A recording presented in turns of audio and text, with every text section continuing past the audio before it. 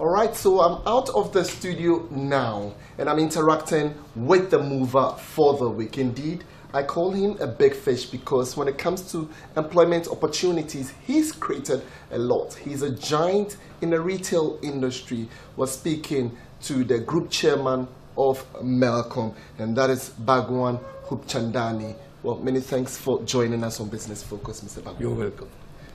Melcom all over the country. Tell us a little bit about Melcom. How did you start this business? Actually, the Melcom story started way back in 1929, when my father first came to the shores of Ghana. He was working for his brother-in-law and fell in love with the country, and he adopted this as his own. After working for a few years, 17 years to be very precise, in 46 he decided to open his own business, which he did with his brother partner under the name of Glamour. In 1946, the company was highly successful, but we had a setback again in 1948 when there were riots, when one sentry was either mistakenly or purposefully killed a Ghanaian, and this resulted in riots. So again, we had to make a fresh start in 1948 after those riots. And 25 years ago, or just over 25 years ago, I decided to go my way and establish Melcom and leave the Glamour brand behind. I was ably assisted by my two sons-in-law. I have two daughters who are married to two Indians. They have ably helped me in building up this brand of Melcom in retail trade. We are also into industries. We have two industries, electronic and plastics. We have a travel agency, and recently we have established Melcom Hospitality, and we have started with bakery and cakes and biscuits and what have you. It's a humble start, but I have a vision of taking it to the next level by having a stand-alone factory producing all kind of foodstuffs here in Ghana. Now, when it comes to industries, are you buying to stock your shelves, or you are actually from the scratch producing it? No, we are producing it from the scratch. We import the granulates, which is a byproduct of oil, and turn it into a finished product right here. After your interview, the factory is just here. Okay. I'll be delighted to show you around. And when it comes to electronics, that is assembly. That is not manufacturing. Because no ancillary industry exists in Ghana where we could go and buy various parts in order to manufacture the thing in Ghana. We can't. It's assembled. So when we talk about Melcom to the consumer or to the buyer, is it about your quality or is about your affordability? Actually, it's a little bit of both, and is also the ability to know what an average Ghanaian will be able to afford to buy. I think perhaps the key word over here is affordability. We stock high quality merchandise, but we also have things, I would call it budget items, which an everyday person could buy and be able to afford. Now, we have sworn that we will sell all merchandise at the same price throughout Ghana. But in reality, to be honest with you, big ticket items like fridge, freezers, coolers and what have you, or even plastic item, it takes anywhere from 8 to 10% of the cost of selling price to transport the goods to Volga and War. We can't have two sets of prices because we have promised our Ghanaian customers that our prices will be uniform throughout Ghana. But why would Melcom want to be at the losing end? The logistics of a two pricing system in our ERP, it is not possible. And we feel that if we really want to do service by going in hinterland, the customer should not be at a disadvantage of paying higher price. He might say, okay, let me go to Kumasi instead of Bolga, I will buy it a little cheaper. We don't want him to say that. The whole idea is to bring shopping close to his doorstep. We would be defeating that purpose if we were to have two price system. All right, so you just mentioned how you are operating in the northern part of the country. It brings me to the point where you've just picked an award from the youth in the northern part of the country who stand for peace and development. Could you think this could be one of the reasons why they are looking at awarding you? Yes. For one thing, not many companies have as big a variety as we have, and not many companies are prepared to locate themselves at that area, so they felt kind of deprived until we open our branch there.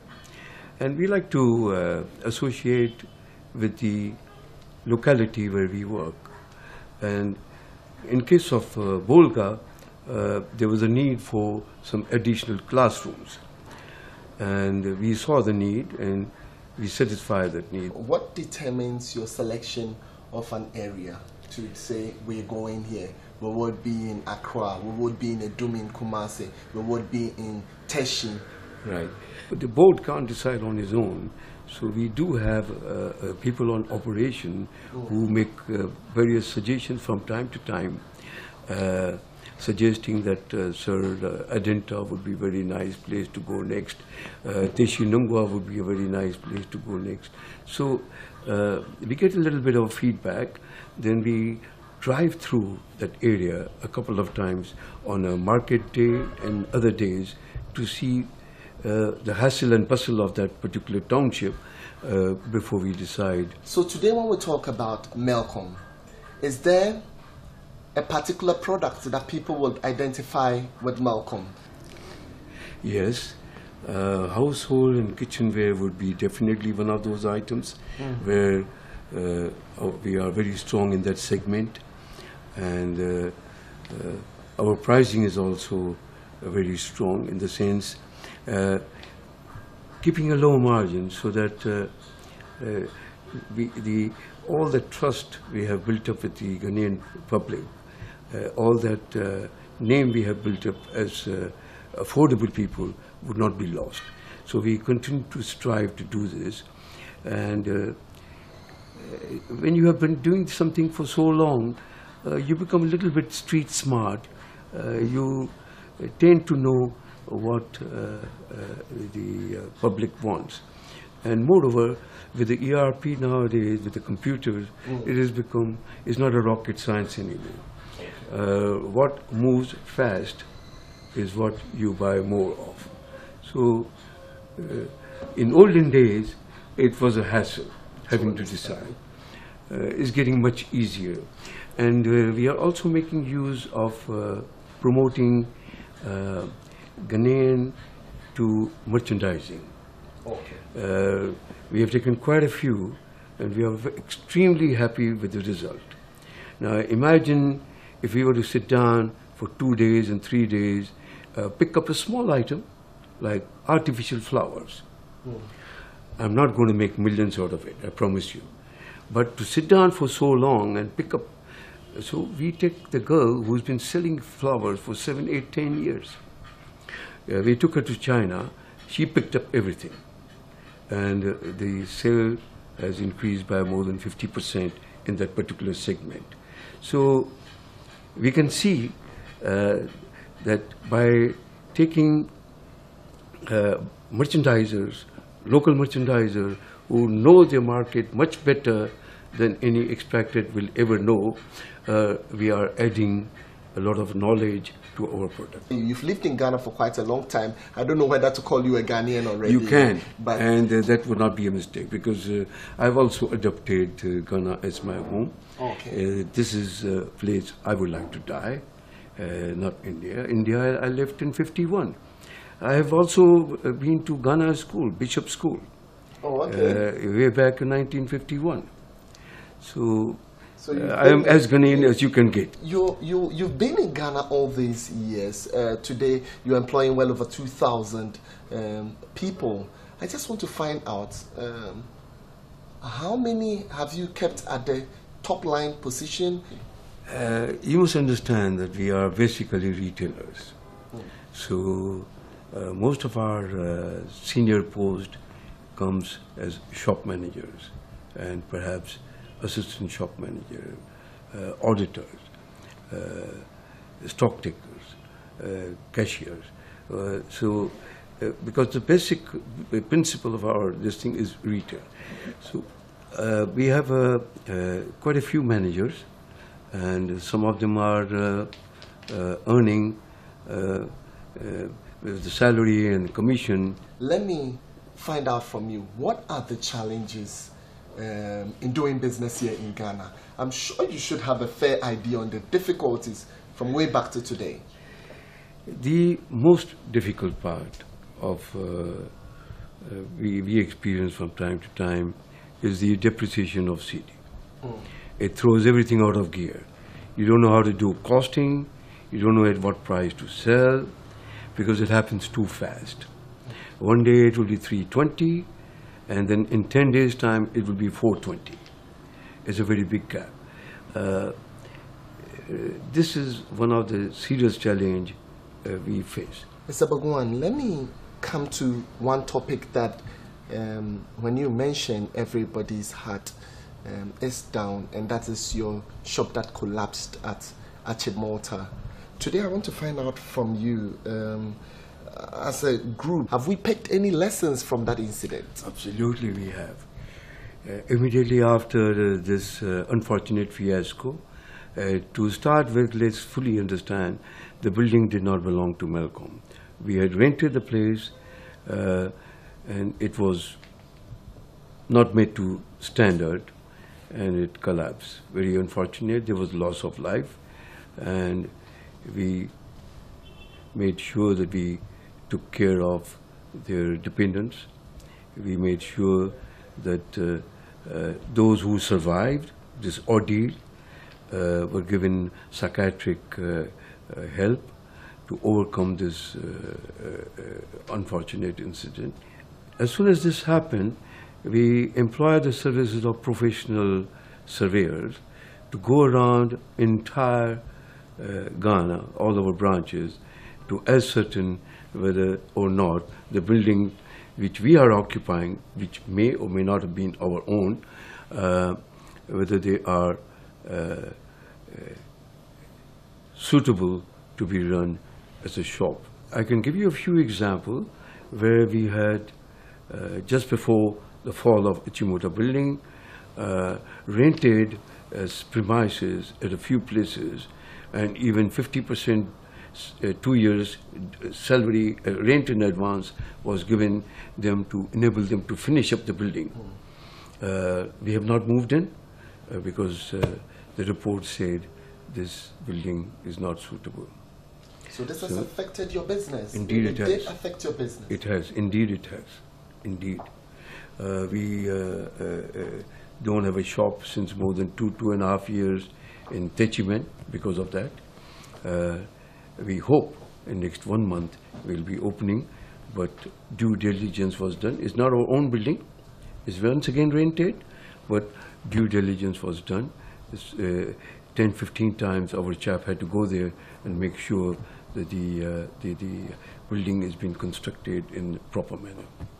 Can I say on authority today that Mr. Bagwan and his team paid enough compensation to people who were affected? Absolutely, and I'm very proud of it.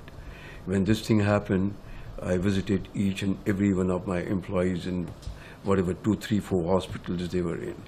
And I didn't do this as a duty, I did this out of love, and and care for the people who serve us very well. Mr. Bagwan, you talk about how you've been able to compensate everyone who was affected enough. Do you think they are satisfied with what you actually compensated them with? I can justifiably say that we have not gone according to the book. We have been a lot more generous than what if we had stood by what the legal responsibility or legal remuneration was to be given. We have been definitely a lot more generous than that. All right, let's just come back away from this issue. I am looking at what is kept on the shelves now. Generally, people operating retail shops, if you don't take time, you realize that a product is expired. What are you doing to ensure that products on the shelves are of good quality and are not expired? Good question. We try our best to buy a product with maximum possible expiry period. Most of the product we stock are local purchase, because the other people had already obtained agency for those products. So majority of the product are local purchase. Our system in ERP tells us to warn us which goods are about to be expired, and we take advantage of that by reducing it drastically a month or so before the expiry date. Yes, there are products which are expired and unsellable before the expiry date. These are removed, and Food and Beverages, Food and Drug Board is called, and in their presence those goods are duly destroyed. Which of the various awards you've picked reflects, what you do, for which cause you are very excited about? The awards which were given to Melcom for 11 or 12 years consecutively were the product of teamwork. Yes, a few awards have come my way. A lot of people today would want to emulate you. They would see you as a role model.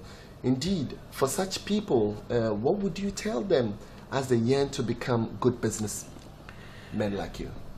As a young person aspiring to be a successful businessman, I would say the first thing is to make a good name for yourself. In other words,